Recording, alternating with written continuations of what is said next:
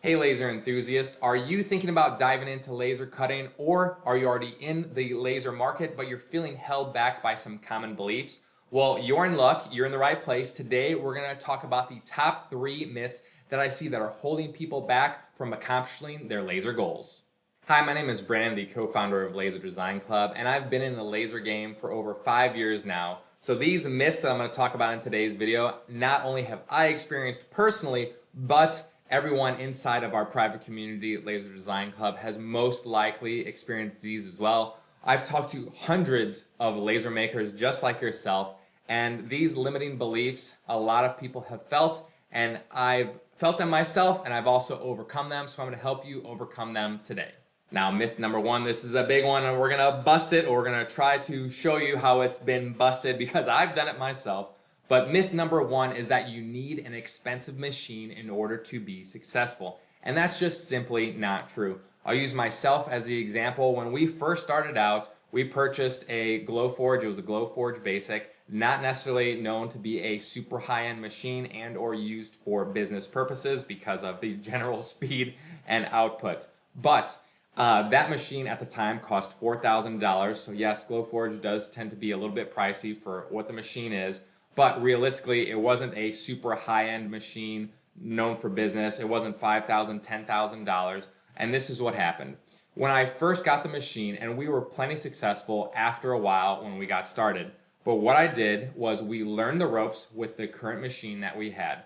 We tested a lot of different products. We learned how to design. We tested our concept. And then we understood what niche actually worked best for us, and then doubled down. When we started to get a lot more consistent sales within our ideal niche, in our ideal target market, then and only then when we really started to make money, then we finally upgraded to a different machine. We eventually went with a Thunder Nova 35, much larger machine, known for its business purpose, known for its speed, much better, in my opinion, than the Glowforge. I think a lot of people would agree.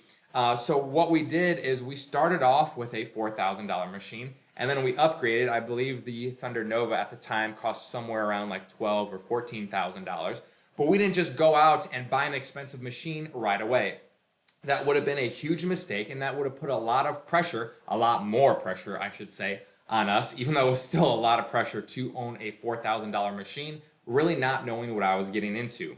So we didn't dig ourselves too deep into a hole, because if you buy a quote-unquote less expensive machine that you could test your products on, that you could find your ideal niche, that you could try to work on your design experience, then and only then, after you prove yourself, you could prove that you're making money, then you can upgrade to a much larger machine. So you do not need to have a high-end machine when you're first starting out. High-end machines are great, yes, but it is not necessary in order to be successful.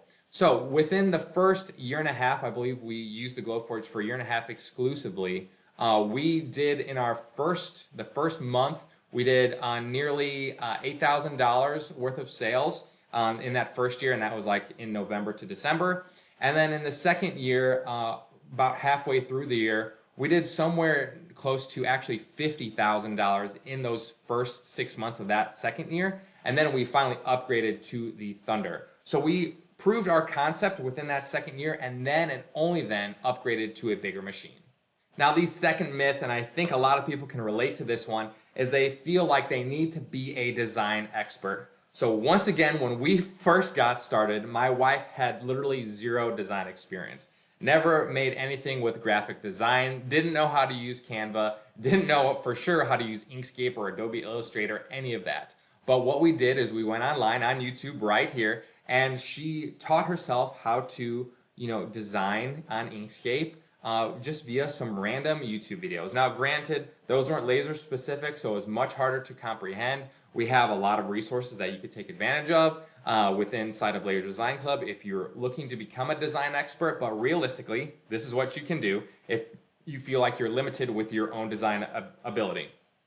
The first thing you could do is buy already finished files. Now, granted, that may lead to some competition if you're selling the exact same physical product as people who have that existing file, but it's a great place to start. Or you could take those files and modify them slightly, once again, limited design experience, and tweak them and make them your own.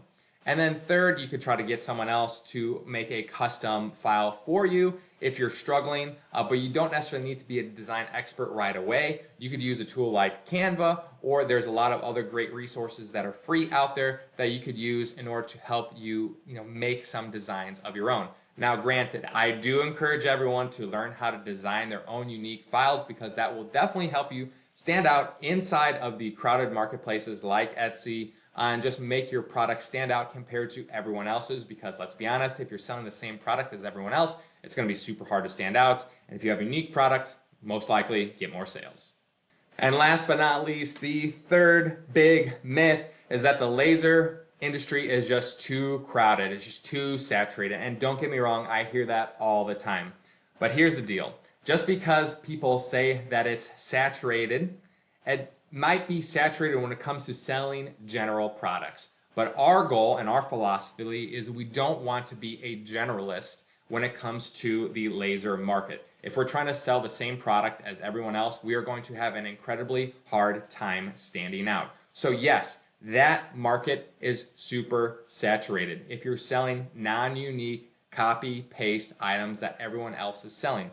So what do we need to do? Well, we need to develop products that are very different than everyone else's, or products that we've never seen. We need to be able to find our ideal niche and be able to stand out in it and get our product seen in front of the right people. I like to refer to that as strategic visibility.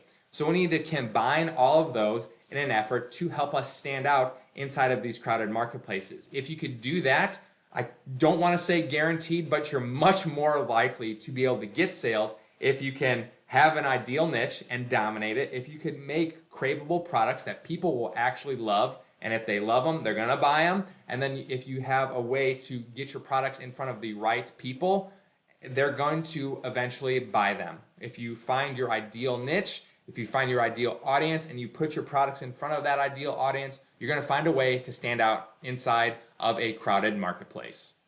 So we've talked about that you don't necessarily need to have super expensive equipment. You definitely don't need to be a design expert, and in my opinion, the market is not overly saturated, only if you're trying to sell the same things as everybody else, okay? So if we want to try to have a laser business that is very successful and more sustainable, and you're not trying to compete with everyone else, I do have a special training that is live right now. Now, I'm only doing this for a limited time, so you'll want to jump on this soon because it is a lot of work. I'm doing 4 live sessions a day, and this session is called From Hobby to Business, the 3 Pillars of Laser Success. So if you want to take your laser business from a hobby to a business to have it generating more money for you and a reliable source of income, you're going to want to check this out because I go into a lot of deep detail and how you can turn your hobby into a business. I dive deep into some major topics, in particular the 3 pillars of laser success, and I've talked about them briefly in this video, spoiler alert, but I dive a lot deeper into them in my free session. It is free, but I'm only doing it for a limited time, so go ahead and click the link below. Once again, my name was Brandon, the co-founder of Laser Design Club. I'll see you in the next video.